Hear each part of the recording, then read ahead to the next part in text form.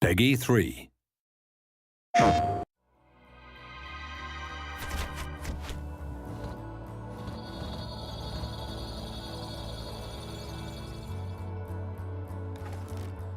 When we first found out about PlayStation 4 and the features of the platform, we were really pleasantly surprised that they completely synced up with what we had in mind for DriveClub. It was almost a perfect storm, if you like. We had this desire to return back to realistic racing. We had this new hardware platform. It was just nice to finally align with both the platform and our own desires as a studio and try and kind of bring that game to life. One of the things that we really liked was this idea that this was for an integrated, social generation of gamer who are now used to immediacy, connectivity, and an untethered relationship with their video games, where they are in touch with those game worlds when they're on the bus, when they're at work, 24/7. We've taken everything that we've seen from the massive rise of social networks since the last console cycle, and really that's become a core pillar of what PlayStation 4 is all about.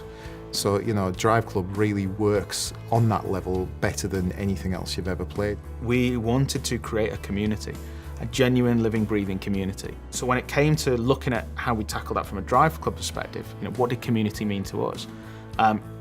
It meant that you had to have the ability for players to race both competitively but also collaboratively. And if they're going to collaborate, they've got to be together in a club. You know, they have to be a team of racers. Within DriveClub, there will be a range of social connections.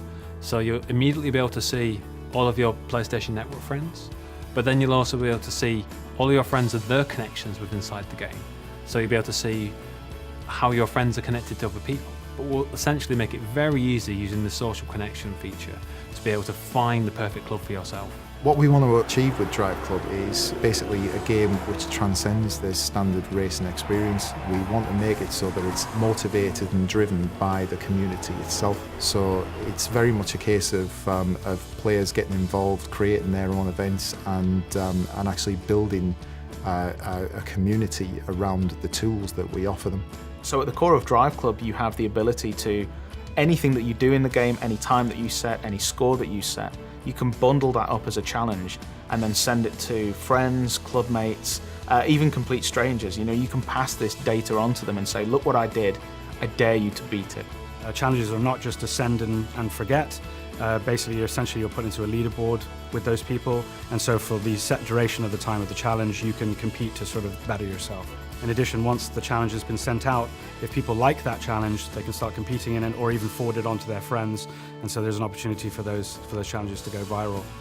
One of the key ways the PlayStation 4 really enhances the multiplayer experience in DriveClub is the fact that every single section of every one of our tracks, our real world kind of breathtaking, beautiful vistas, has data that can be turned into challenges for the best times, the best drift settings, the best 0 to 60 records on every straight, on every bend, on every turn, every piece of camber, every surface type has data that can be turned into challenges which can then be sent to others. That's only achievable on this console with this brilliant new emphasis on connected gameplay. DriveClub isn't a professional racing series. This isn't Formula One or IndyCar or anything like that. This is just a bunch of people that love cars, that love racing, that want to compete together, collaborate together, that just want to turn up to a location and just put their tyres on the asphalt, you know? We want to make sure that, you know, irrespective of your level of skill, whether you're a hardcore racer or just casual racer, that you can pick up and play. But it has those layers of depth inside there, so if you are a skilled player, you can shave off those tenths of a seconds per lap. But if you are a casual player, you can pick it up and play and still post a good lap time. We want people to be able to pick up the car and go, this is fun, I can tell the difference between that car and get around this corner, look at me drift, isn't it brilliant? You know, we've just expanded the model to the point where it's easy access, but difficult to master. It's very much a case of everything that we do in this game is going to make the player feel cool. We want to actually make people understand the fact that this isn't a hardcore racer.